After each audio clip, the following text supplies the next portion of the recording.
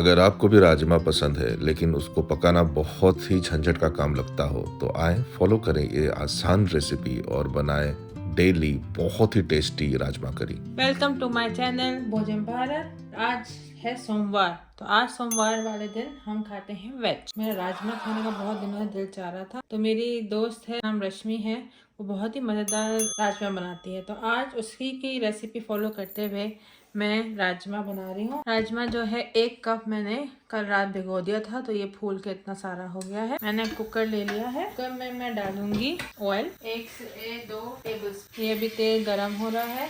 मैंने 5 जवे लहसुन के ले लिए हैं।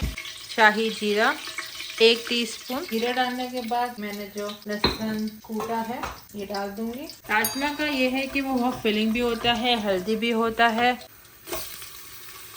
ये मैंने तकरीबन 1 बड़ा प्याज लेके इनको स्लाइस कर लिया था। इनको ब्राउन नहीं करना है, मगर इनको इतना पकाना है कि ये ट्रांसपेरेंट हो जाए। मसाले में तो मैं 3 हरी मिर्ची डाल रही हूँ। अब इसमें मैं डाल दूंगी टमाटर, आधी चम्मच नमक डाल रही हूँ, आधा टीस्पून गरम मसाला डाल रही हूँ, 1 टीस्पून धनिया डाल रही हूँ। मैं इसमें आधी टीस्पून डाल रही हूँ। ऑयल अलग हो गया है, हम इसमें राजमा डाल रही हूँ।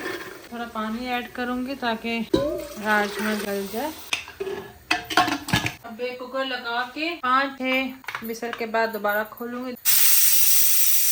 मैंने इसलिए 4 सीटी पे खोल दिया, पता चला हलवा ही बन गया। राजमा तो हो गया है, 2 सीटी और लगा देते हैं। दोस्तों हमारा राजमा चावल तैयार है। चावल के दाने खिले खिले हैं। राजमा का टेस्ट बहुत ही मज़ेदार है। प्लीज़ हमें सब्सक्राइब करें, चैनल को लाइक